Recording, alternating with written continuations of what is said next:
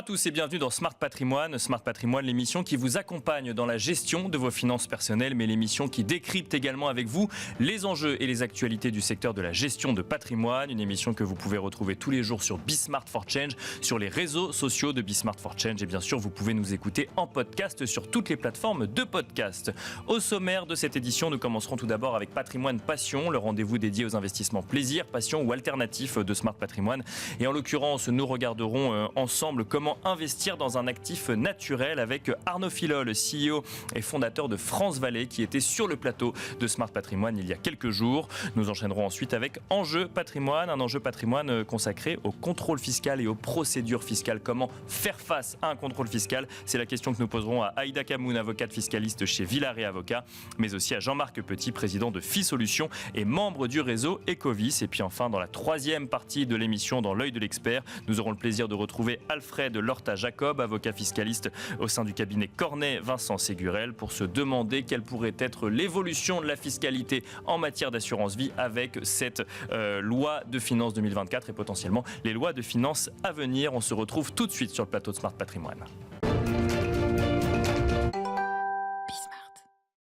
Comment et pourquoi investir dans un actif naturel? Voilà le sujet qui nous anime aujourd'hui dans Patrimoine Passion. Et pour cela, je vous invite à redécouvrir l'interview d'Arnaud Filol, CEO et fondateur de France Vallée.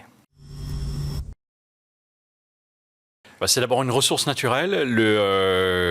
La conception est assez large puisque dedans on peut avoir des ressources non renouvelables comme le pétrole, le gaz, les minerais, etc. Et puis il y a celles qui sont renouvelables, c'est-à-dire qui produisent un bien de manière continue pour peu qu'on les gère durablement. Donc effectivement, comme vous le disiez, on met la forêt, la vigne, l'agriculture, mais ça peut être des mangroves, ça peut être en fait des écosystèmes qui livrent des services écosystémiques de manière générale. Et que l'on peut... sur lesquels on peut investir, c'est-à-dire que non seulement on va acheter, alors ça peut être une part d'un fonds ou ça peut être en direct, et on va en attendre un rendement qui va venir d'où alors? Effectivement, ce sont les actifs qui ont un service économique, qui ont une valeur économique, et donc on peut mettre dans un patrimoine, et qui vont produire à la fois, une performance qui va être à la fois un rendement, c'est-à-dire qu'ils sont susceptibles de produire un bien qu'on va vendre tous les ans, typiquement du raisin, typiquement du bois, des céréales. D'accord. Et puis par ailleurs, la performance va venir de l'évolution de la valeur de ce patrimoine naturel. D'ailleurs, c'est pour ça qu'on appelle ça un capital naturel. Donc là, ça va être l'évolution des forêts, donc l'offre et la demande pour les vignes, l'offre et la demande pour telle ou telle terre agricole. Vous étiez venu dans l'émission il y a quelques années nous parler de ce type d'investissement. En préparant cette émission, je regardais effectivement, il y a beaucoup d'articles sur le sujet aujourd'hui. C'est très médiatisé. Est-ce que vous constatez que par rapport à il y a quelques années, il y a plus d'appétence, plus d'envie d'aller sur ce type d'actifs?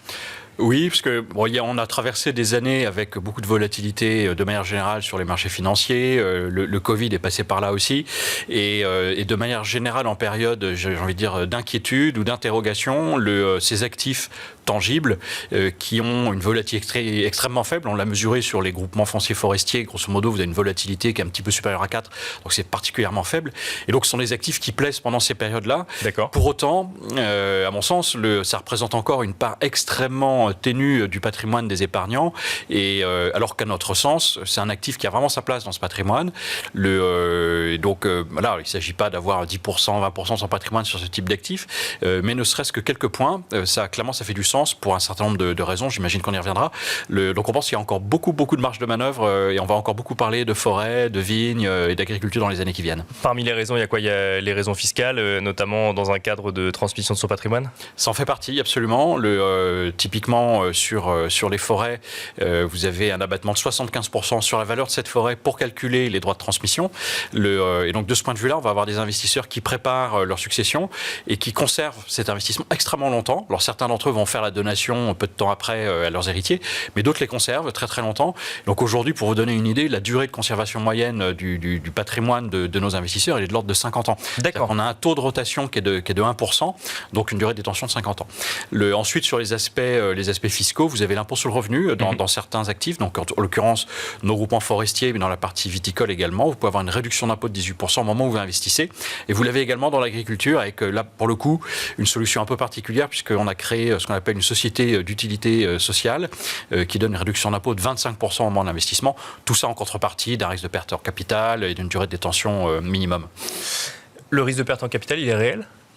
Oui. C'est-à-dire que on ne maîtrise pas l'évolution de l'offre et de la demande sur ces actifs naturels. Donc on peut imaginer que vous perdiez tout. Cela étant, il restera toujours un capital productif, c'est le sol. Bien sûr. Le sol à partir duquel vous allez faire de la forêt, vous allez faire du raisin, vous allez faire des céréales. Donc se dire qu'on arrive à zéro, c'est quand même assez peu probable techniquement, même si on peut pas théoriquement l'exclure complètement. Qu'est-ce qu'il faut regarder quand on est séduit par l'investissement dans un actif naturel et qu'on n'en a absolument pas dans son patrimoine à l'heure actuelle ? Le premier réflexe, ça va être d'aller chercher soi-même, en direct, un morceau de forêt, de vigne, de terre agricole, et on va assez vite se rendre compte que c'est à peu près impossible à faire. D'accord. En tout cas, extrêmement compliqué, d'abord parce qu'il faut les trouver. On ne peut pas acheter en direct. On pourrait, si, et quelques-uns le font, mais ça suppose une certaine expertise. D'accord. Ça suppose d'avoir accès à ces actifs qui ne sont pas vendus comme des biens immobiliers par des agences ou sur des sites internet. Donc l'accès à cet actif est compliqué. Puis une fois que vous y avez accès, en réalité, si vous voulez quelque chose qui fonctionne économiquement, il faut qu'il y ait une certaine surface. D'accord. Et qui dit une certaine surface dit un certain prix. C'est-à-dire qu'il faut plusieurs centaines de milliers d'euros potentiellement pour accéder à cet actif. Et quand vous l'avez fait, vous n'en avez qu'un. C'est-à-dire que vous n'avez pas de diversification. Bien sûr. Typiquement dans la forêt, en termes de situation géographique, de maturité, en termes d'essence, c'est-à-dire de type d'arbre, d'espèce d'arbre, et donc d'accès à des marchés différents. Donc si vous voulez diversifier votre patrimoine, mieux vaut vous intéresser à des opérateurs qui vont vous permettre de rentrer dans un véhicule collectif. D'accord. Qui lui va une sorte de fonds d'investissement qui investit dans les actifs naturels. Exactement. Ça s'apparente beaucoup à des SCPI de ce point de vue-là. Donc le sous-jacent, c'est de multiples actifs à différents endroits, potentiellement partout en Europe pour ce qui nous concerne, potentiellement dans différentes appellations s'agissant de vignes, etc., etc. Vous les avez parlé du rendement, vous nous avez dit c'est aux alentours de 1%, c'est ça ? Donc on n'y va pas pour le rendement au départ. Effectivement, on ne perd pas d'argent, quoique tout dépend du niveau d'inflation, effectivement, à l'heure où on y va, mais on y va essentiellement pour des raisons fiscales, pour des raisons d'investissement à long terme ? Quand on regarde historiquement sans présager les performances futures, typiquement nos fonds forestiers, on a revalorisé les pins entre 4 et 6% chaque année. Donc la performance 4 à 6% de revalorisation. De revalorisation, D'accord. Exactement. Et en fait, ce sont les produits de capitalisation. C'est-à-dire que le rendement généré par l'exploitation durable des forêts ou par la revente de raisins s'agissant des vignes ou les loyers s'agissant de l'agriculture, ils sont réinvestis en fait dans le fonds, donc ils viennent se rajouter à l'évolution de la valeur de la part, qui dépend pour l'essentiel de l'évolution de la valeur des actifs. Donc tous les ans, on a des experts indépendants qui actualisent la valeur de ces actifs, et en fonction de l'offre, de la demande, en fonction de l'accroissement des peuplements, du stock de bois s'agissant des forêts, eh bien on réévalue, ou on dévalue selon les cas, mais en l'occurrence, ces dernières années, on a réévalué la valeur des parts. Dernière question, Arnaud Filol, vous nous avez dit effectivement que la durée moyenne de détention, c'est 50 ans. Si on veut sortir plus tôt, lorsqu'on a investi via un fonds d'investissement, c'est possible ? Bien sûr. Alors, en l'occurrence, on a des demandes de sortie régulièrement, on en a tous les jours, c'est 1% en moyenne. Je donnais ça comme exemple. La durée de placement conseillé, elle est de 10 ans. Et il est possible de sortir en retrait souscription, c'est-à-dire qu'on utilise les souscriptions pour désintéresser les personnes qui veulent sortir. On conserve toujours un peu de trésorerie dans ces fonds qui vont permettre, en réduction de capital, là aussi de désintéresser ceux qui veulent sortir. Et en dernier recours, mais on n'a jamais été contraint à cela, on va les céder des actifs pour organiser la liquidité. Voilà, donc c'était l'interview d'Arnaud Filol, le CEO et fondateur de France Valais, qui nous expliquait comment et pourquoi investir dans un actif naturel. Et quant à nous, on se retrouve tout de suite dans Enjeu Patrimoine. Comment faire face à un contrôle fiscal lorsque l'on est entrepreneur ou dirigeant de PME ? Voilà le sujet qui va nous animer à présent dans Enjeu Patrimoine. Et pour en parler, nous avons le plaisir de recevoir deux experts du sujet sur le plateau de Smart Patrimoine. Nous avons le plaisir d'accueillir tout d'abord Jean-Marc Petit. Bonjour Jean-Marc Petit. Bonjour. Vous êtes président de FiSolutions et membre du réseau Ecovis. Et à vos côtés, nous avons le plaisir d'accueillir Aïda Kamoun. Bonjour Aïda Kamoun. Bonjour. Vous êtes avocate fiscaliste chez Villaret Avocats. Ce sujet, contrôle fiscal, faire face à un contrôle fiscal, vous constatez que c'est un sujet d'angoisse régulier ou finalement en fait on vous appelle au dernier moment quand on est face au pied du mur et qu'on doit répondre à l'administration fiscale, Aïda Kamoun ? Alors il y a les deux, il y a un peu les deux. Parfois c'est dans l'urgence. L'entreprise, le chef d'entreprise a déjà pris l'initiative de répondre ou d'apporter au moins des premières réponses à l'administration. Et puis quand il se sent un petit peu bloqué, il va faire appel à nous. Bien sûr, oui. Souvent aussi, ils ont déjà commencé à anticiper avec leur expert comptable, ce qui est normal parce qu'il connaît bien l'entreprise. Et puis parfois, c'est anticiper très en amont avec une équipe constituée de l'avocat et de l'expert comptable dès le départ, quoi. Jean-Marc Petit, je rappelle que vous êtes président de FiSolutions, vous êtes expert comptable également, c'est l'activité de FiSolutions.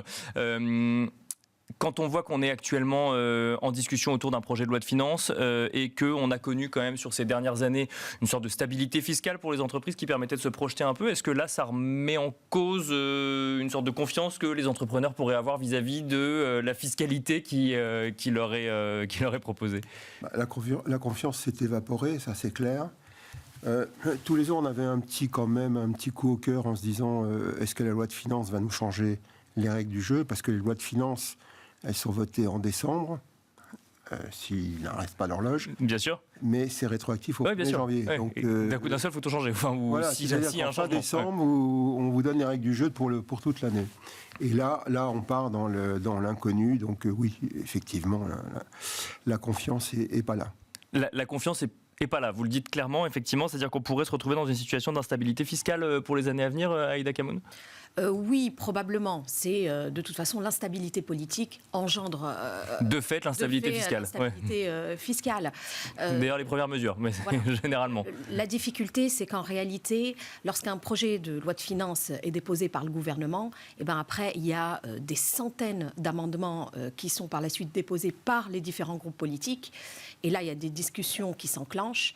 Et puis, voilà, on attend pendant plusieurs semaines ce qui va se passer. Donc, c'est un peu compliqué. Jean-Marc Petit, un entrepreneur ou une entrepreneur qui ferait face à un contrôle fiscal en 2025, par exemple, début 2025. Dans un premier temps, elle appelle son expert comptable, son avocat fiscaliste, les deux. Non, en général, on commence, comme disait Aïda, on commence par l'expert comptable, qui est le conseil quotidien de l'entreprise. On suit le contrôle. On anticipe. Alors, s'il y a des points, effectivement, on les anticipe avant. On va discuter avec l'avocat fiscaliste au cas où c'est trop compliqué. Quand vous dites qu'on suit le contrôle, ça veut dire que l'administration fiscale demande un certain nombre de pièces, oui. L'expert comptable envoie ces pièces et ensuite on suit si tout se passe bien ou s'il y a des questions particulières de l'administration fiscale, c'est ça? Pas tout à fait comme ça. C'est-à-dire que quand le contrôle fiscal démarre, on leur remet ce qu'on appelle un fichier des écritures comptables, un FEC, FEC, qui donne toutes les écritures. Donc eux étudient de leur côté. Mais le contrôle se déroule soit au siège d'entreprise, soit chez nous. D'accord. Si on le demande. Donc quand on dit on suit le contrôle, c'est concrètement et physiquement, nous suivons le contrôle. D'accord. Ça se passe chez nous ou chez l'entreprise et nous, on est là à côté pour répondre aux questions. Pour répondre à toutes les questions qui peuvent se poser. Voilà. D'accord. Et lorsque ça devient pointu, lorsque le sujet nous dépasse, à ce moment-là, on va vers l'avocat fiscaliste pour nous aider à répondre, ou même qui répondent directement. Mais nous évitons de mettre tout de suite un avocat pour pas comment dire, un petit peu bloquer le contrôleur. Parce que si vous mettez un avocat tout de suite, je parle sous votre contrôle, il va se dire il y a quelque chose qui ne va pas. D'accord. Ah oui, ça peut être une sorte d'indice, entre guillemets, ou interprété comme tel en disant oula, on se protège tout de suite quelque part. Exactement. Aïda Kamoun, alors, moi j'aimerais... Qu'est-ce que ça veut dire pointu? Ouais, pardon, mais... Alors, j'aimerais juste revenir sur certains chiffres avant. Il faut se dire qu'un contrôle fiscal n'est ni arbitraire ni automatique. D'accord. Il se déroule à peu près pour une entreprise tous les 7 ans. Pour les très grosses entreprises, notamment à cause des enjeux financiers, de la complexité des sujets traités, c'est à peu près tous les 4 ans. Et en fait, comment ça se passe? C'est que l'administration fiscale, elle va faire des recoupements entre les informations dont elle dispose, notamment maintenant, grâce à l'IA, etc. Elle a beaucoup d'informations sur les entreprises et elle va comparer ça avec les déclarations qui ont ou pas été déposées par l'entreprise. D'accord.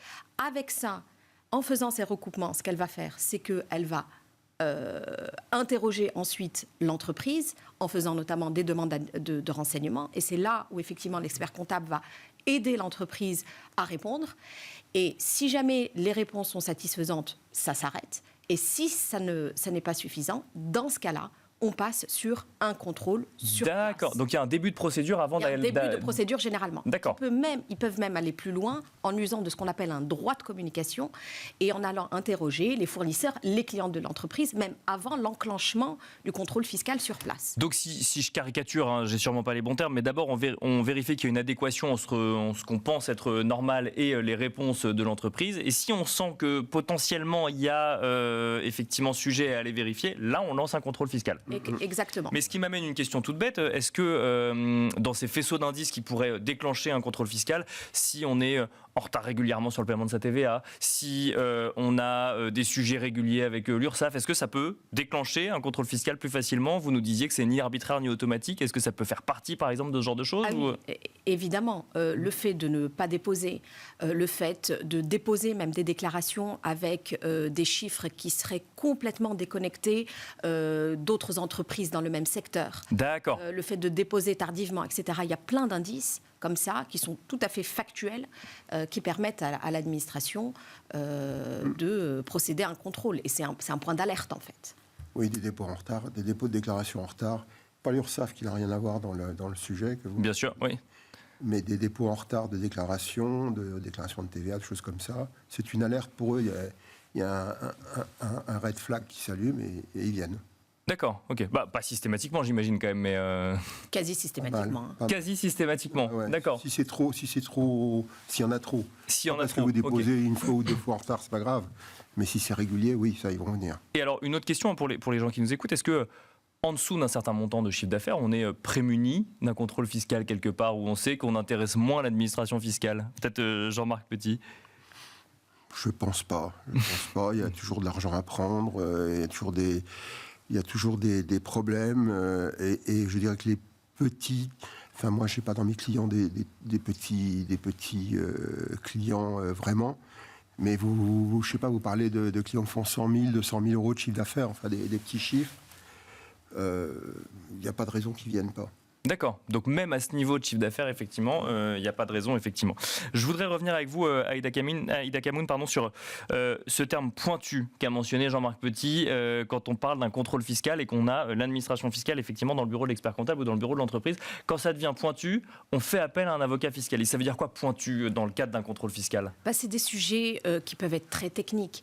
Un sujet classique où généralement l'avocat fiscaliste n'est pas forcément d'utilité, c'est quand on va juste vous demander une facture. D'accord. Parce que vous avez comptabilisé une dépense en charge et qu'on va juste vous demander la facture afférente à cette charge. On n'a pas beaucoup d'intérêt. Bien sûr. L'expert comptable qui est en lien avec l'entreprise. Ou l'entrepreneur qui retrouve la facture. Oui, bien sûr. Va transmettre. Là où ça devient un peu plus complexe, c'est quand il y a des sujets où il y a des comptabilisations qui sont sujettes à discussion sur la manière, par exemple, dont on a comptabilisé. C'est vraiment où il peut y avoir des sujets de droit, des sujets juridiques. Il y a donc comme ça des sujets de fond et parfois il peut y avoir aussi des sujets de forme. On a vu aussi parfois l'administration aller un peu plus au-delà de ce qu'elle a le droit de faire, notamment en ne respectant pas les délais de prescription. D'accord. Il y a des choses comme ça où c'est plus de la forme et là, nous aussi, on peut avoir notre... D'accord. Et donc là, on rentre vraiment dans le rôle d'un avocat vis-à-vis d'une procédure. Technique, en fait. D'accord, très technique, effectivement. Que même le chef d'entreprise lui-même ne connaît pas parce que c'est pas son métier, c'est pas son quotidien. Lui, son quotidien, c'est de gérer son entreprise. Et donc on rentre dans des questions de droit presque. Voilà. D'accord. C'est pas presque. Oui, d'accord, c'est du droit. Oui, bien sûr. Ouais. Même face à un contrôle fiscal, effectivement, on est dans une procédure. Il y a le contrôle et puis il y a la procédure fiscale. Et donc, effectivement, il y a effectivement la possibilité d'avoir un avocat pour accompagner sur les questions de droit, si je comprends bien. Ouais. Exactement. Ouais. Jean-Marc Petit, oui, c'est... Oui, enfin, je sais pas.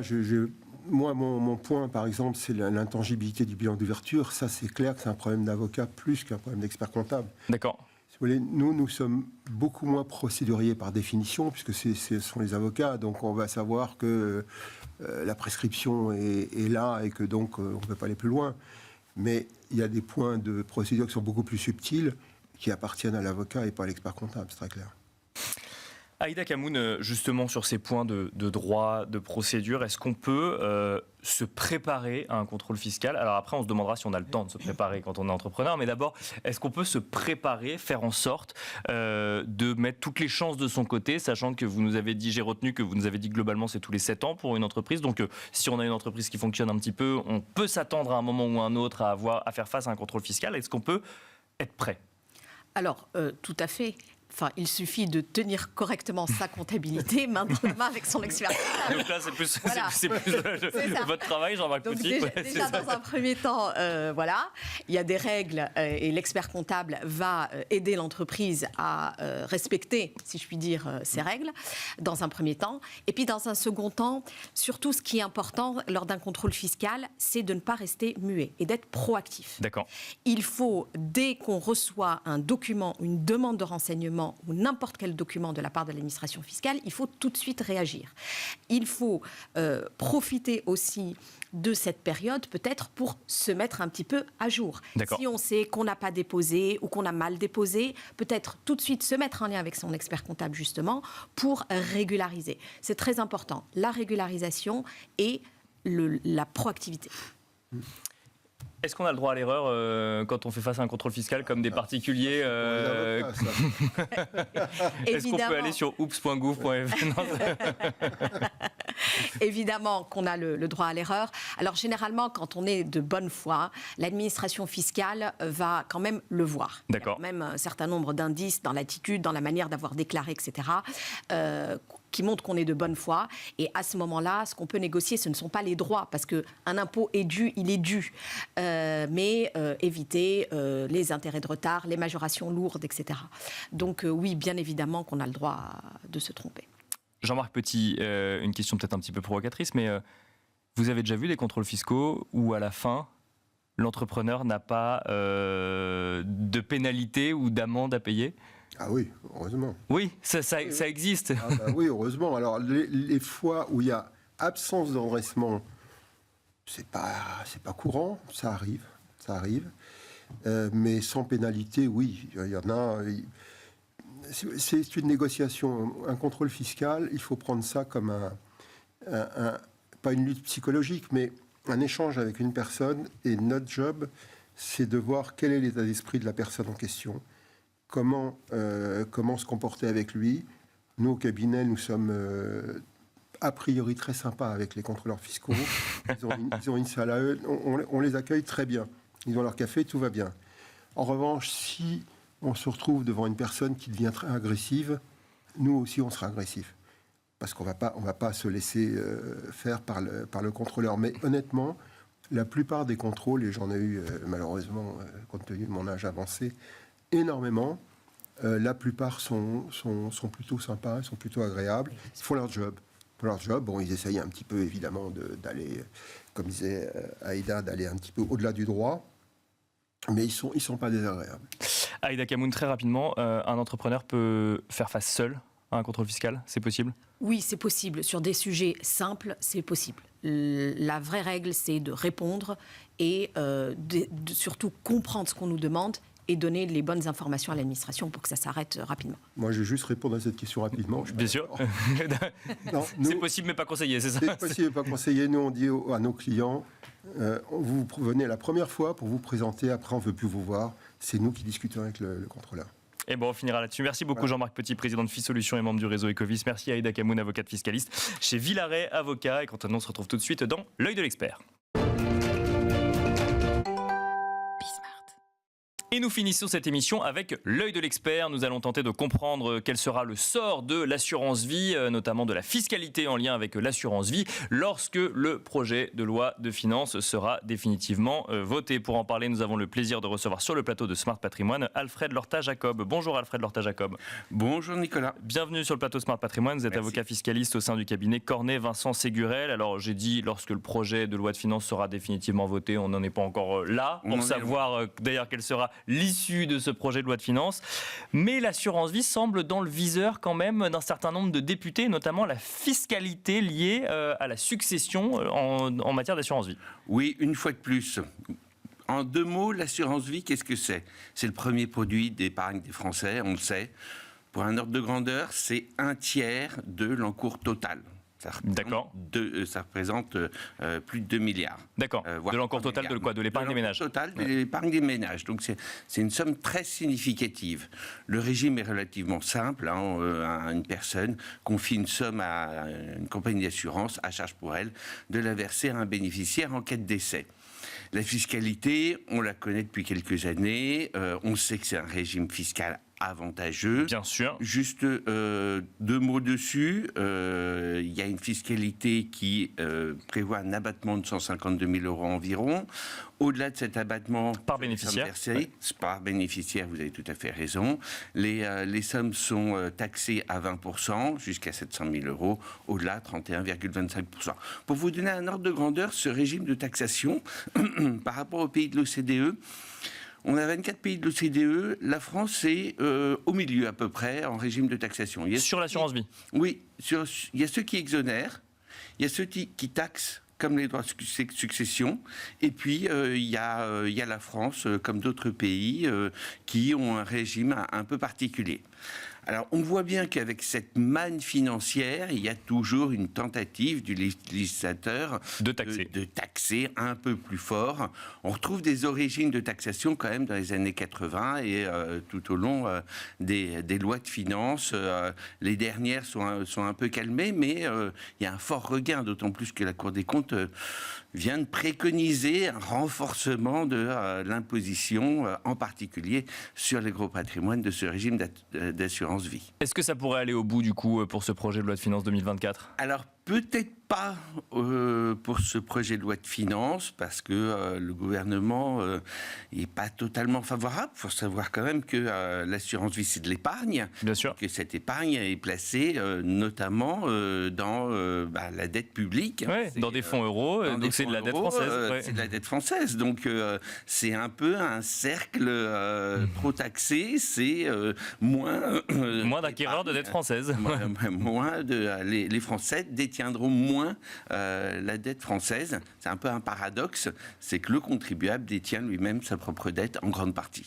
Est-ce que la taxation de l'assurance vie devient un sujet de souveraineté ou on n'en est pas encore là ? Alors c'est un sujet fondamental parce que on voit régulièrement des sujets autour de l'alignement de cette épargne en cas de décès, bien entendu, sur le régime des droits de succession. Bien sûr. On a des situations... Donc, supprimer l'abattement de 152 000 €, si je comprends bien. Supprimer l'abattement, voire même rentrer ce versement dans la déclaration de succession.